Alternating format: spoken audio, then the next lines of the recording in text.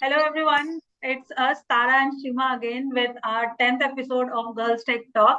And in this episode, we are going to talk about a thing which happens in almost every migration project is choosing function app as an alternative of APIs. So why we have chose this topic is we have seen lots of migration projects where they are planning to move to Azure PaaS environment specifically, and then for the backend for the services, the developer thinks that they have all the services over there. They want to move into microservices architecture, and they create the APIs, and the best alternative they think of is using HTTP trigger function app. And it's in some scenarios it's actually correct, like it's at some extent you have a simple working services which are doing one thing at a time. You can use HTTP trigger function apps as an alternative in PaaS, because it is going to be a cost effective one with respect to obviously app services or with respect to hosting it in Azure VMs. But the situation get worse when you are choosing function app for this the whole backend services for everything. Like you started creating smaller services and you started hosting it in function apps. Eventually what happens at end of this whole delivery, you come up with maybe 300 function apps which is just calling each other, and it creates a mess. And eventually when it goes to production, uh, the support system also doesn't work. Like you have to, it just becomes a mess. Along with that, deployments become horrible. Like it went into a horrible situation. And the first thing which you thought that it will be a really cost effective alternative, actually when it goes into production in real time scenarios, it doesn't come as a cost effective one, let me tell you. Because specifically the situations where there are lots of frequent requests from client to these function apps, and by any chance you are using consumption plan, you are all gone. So that's why we thought we will discuss about the function app situation and when exactly you should be using, or rather than when exactly you should not be using function app. So as I said, like if your service is doing one thing at a time, it's just a simple job or anything like that, use function apps. If you read the Microsoft documentation, it says function apps are more of a like a reactive orchestrator. So if you want to work your service, make your service work as a orchestrator, well and good, use function apps. But there are like, at least we can come up with 20 scenarios where function apps is not a good alternative at all. And I would like Shrima to tell exactly those situations where function apps is not a good situation for moving your services or moving your APIs to PaaS platform as a serverless solution.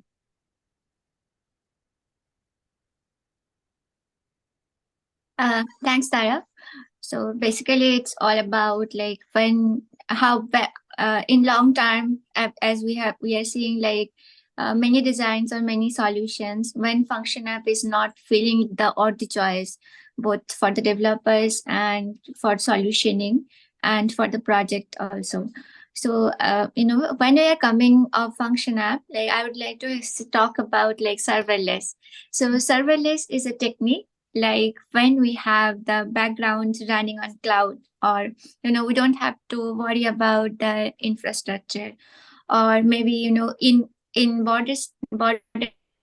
term, it's more like developers are doing all that they are supposed to do, which is like developing the code or optimizing the design around that. They are not going to worry about the infrastructure or where actually my code is running, whether it is on Azure or on premise. In on premise, obviously the developer has to think like where it is running, how it is running.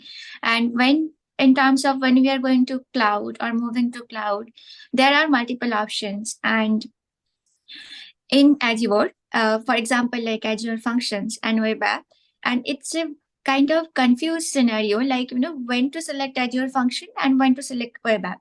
Like for example, if I have an Web API, I can host it on App Service.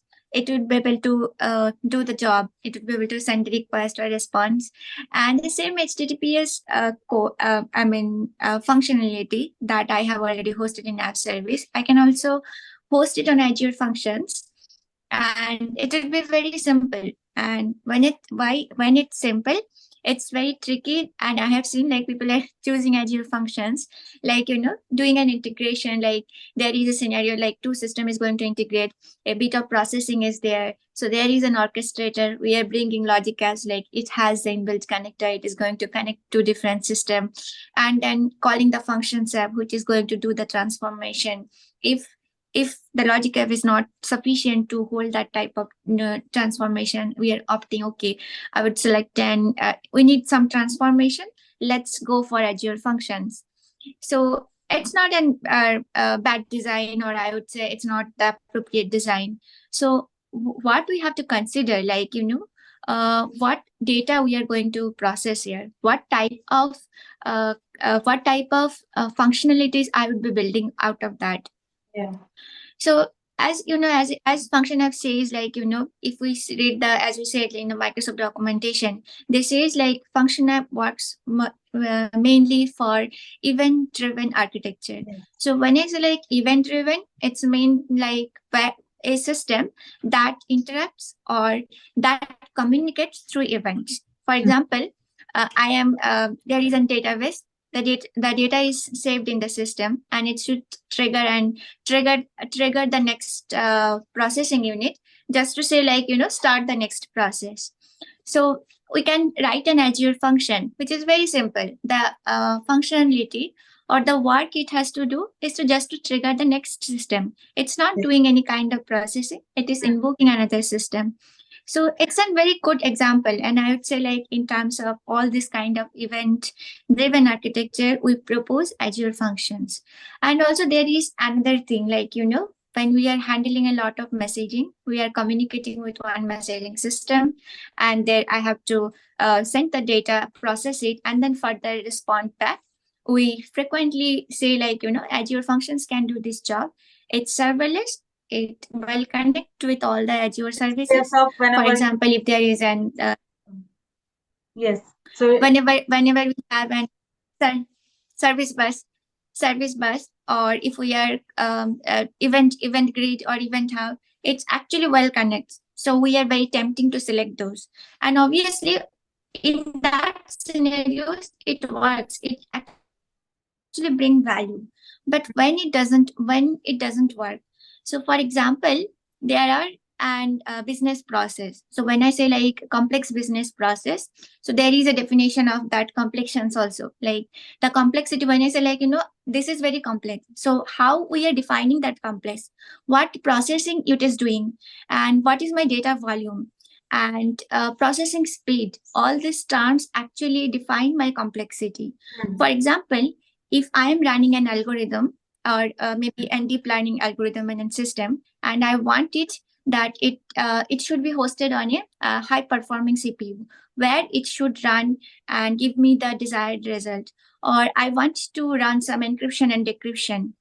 In this scenario, if I just says like it's a processing unit and Azure function will be able to do it, I would say it's very hard, because it's very hard. And the same type of it's just not like process, I mean deep learning or kind of sentiment analysis, not, it is not defined or by that. In terms of financial applications also, I have seen the same I would say like burden or risk, like where then we felt like it would be better if we design in a different way, other than just thought of an serverless low code component. yeah. So again, the terms like low code, that actually defines here. Even the what are the processing I'm doing, even it's low code, what type of processing it is doing, that actually gives I would say the choice of selecting the services that I want to use it here. And then but from if for example, I want to, I'm integrating to system, and I want the endpoint, like the interface endpoint, that has to communicate to a system that is not under the client ecosystem. So I don't have any, I would say like any limit, like how many times that can be called, or how many times that can be triggered, or what about any bot application or any that is continuously triggering that API, and which is going to give me a high cost, or as well as as I because high cost means every time that endpoint is being called, it is going to trigger something, it is going to cost me some value. So how I design that, and that definitions is also being in consideration of that design. Exactly. Yes. So and also, so it's like who is going to access that endpoint?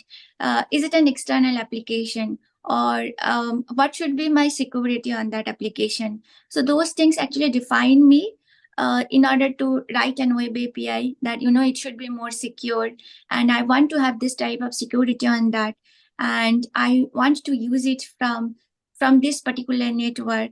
So these considerations helps me to define that architecture. And I think we have discussed about like how complex it is, and what it should do, and what should be my exposing endpoint, or in terms of integration. And next, if I have to say it, and and also kind of like deployment plan, like what Yes. what in terms of consumption plan, I think you have already said, like in terms of consumption plan, we have to notice, like when that processing should happen. Is it like when should I pick, like what consumption plan I have to pick for that web API? That also comes in a design consideration. So these are the few things that we generally consider when we design such applications.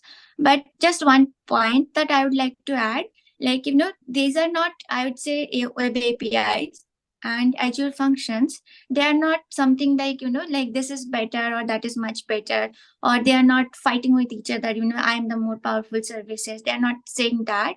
But I should be a responsible architecture would be where we know like where what I can get best from it. For example, functions, event driven, and messaging, or a bit of I would say like web hooking, doing some web hook, or invoking some job. In that case, Azure functions would be obviously the best choice. And if I have to build some web API that is going to that should have some all this functionality, and it should communicate with an front end versus back end application, and that is going to communicate with an real time processing, or real time data load should be there on that particular processing unit. I would say web API would be an responsible choice. And there are pros and cons in both the ways. But as I said, responsible, we have to think about what should be the processing, what are the component it's going to communicate, and what type of job I am supposed to do by that processing unit. Yes. This type of definition helps us to design that solution. And responsible design always wins. Like it actually helps us to say, like this is designed for this purpose. So we are actually not comparing Azure functions or Azure app service or maybe web API here, but we are designing a solution that should help us for that need, or for that particular processing, or particular for example, integration or solution designing. So that's what I want to cover on this. Like, maybe in our next topic, we would like to have some designing principle that we follow. Like, in terms of designing something, what are the things we have to consider about? Like, what are the things that decides us to pick that particular architecture, so that we can think about why it's perfect. Why do we think like it's perfect? And if you can add something here, Tara, I think I might have forgot some of the point while No, we are talking about Azure functions. yeah, on Maybe you basic can level, add it. I guess we have covered this around. And I would say, yes, whenever you are planning to migrate your services in PaaS platform, check whether it should be a function app, whether it should be app service, where it can be easily done with SDK itself. Like if you think that there is a common business logic written in the service, and that is getting used everywhere, like it's getting used by the whole application, or like from different service, the easiest solution can be you have to write an SDK and consume it over there. So try to do the comparison. If you do the design properly, or uh, if you select your choices, or if you select the resources properly, cost is eventually going to get come down. Even if in Microsoft documentation, if you see is that here the cost is lesser with respect to app service, it doesn't matter if your situation is not aligned with that. So just try to run a comparison between all these solutions, and then select your choices. So that's all we wanted to discuss in this episode. We are also trying to write it down like a more concrete comparison list among all these different choices when you move to cloud platform for these services, and maybe we'll come up in with this whole comparison list in our next episode. Till then, keep reading, keep studying about function apps and Azure. We'll meet you in the next episode.